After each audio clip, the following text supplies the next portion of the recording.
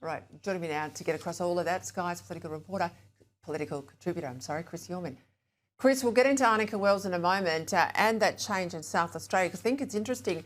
Libs are now led by 3 women, Victoria, New South Wales and South Australia, 3 female opposition leaders, and every single one of them are in their first term of Parliament. But let's go to the comments today from the Treasurer. Those subsidies will end, and they'll end at Christmas time. Have a listen.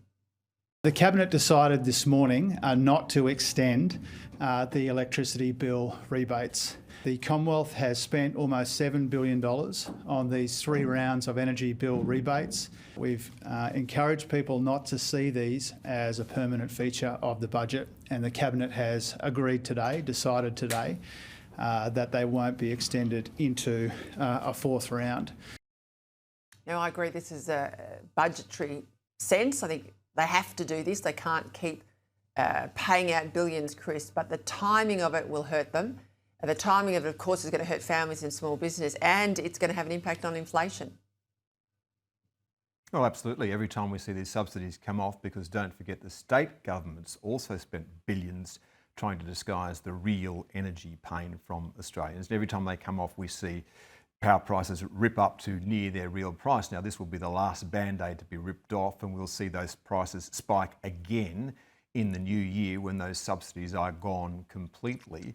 But now it's time for the Labor Party to deliver on its promise, Peter. What did the Labor Party promise 2 elections ago? That it would bring down the price of electricity. How would it do that, it said?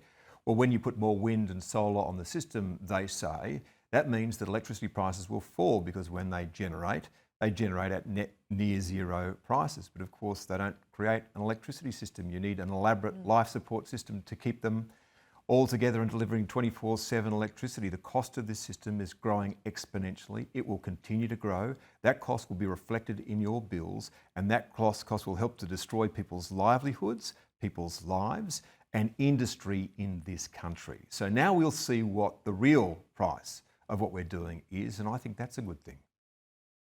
I think this is why it's going to hurt the government, this issue, because it collides at the same time as Arnica Wells. You know, the pensioner with a $700 power bill can't fathom how someone can spend $98,000 of their money on flights to New York. The pensioner's probably never flown at the pointy end of the plane, never will.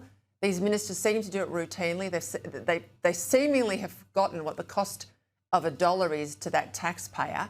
Andrew Clennell really went after Arnica Wells yesterday, and when you look at the litany of her trips, we've got some of them on the screen there, you will see that there's been just so many. And this line from her, that it's all inside the guidelines.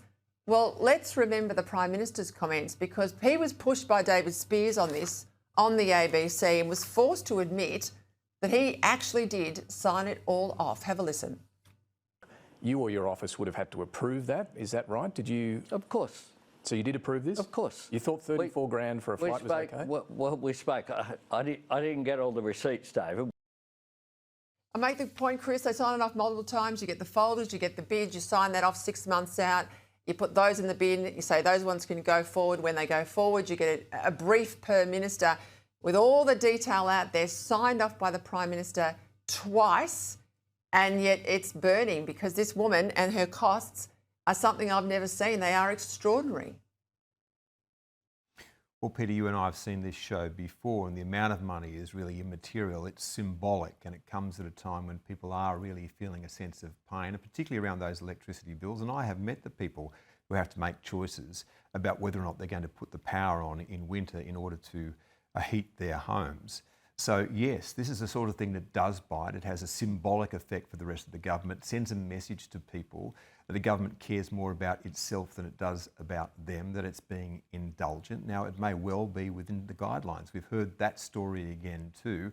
What matters now for the minister, though, is once these things start, they have a tendency to continue. She will want to hope that there isn't too much more. At some stage, if this begins to bite against the government, then governments make a decision about whether or not the minister is worth keeping. Now, everyone will be wanting to get their house in order, but this is the thing that would be going through my mind if I was the minister at the moment.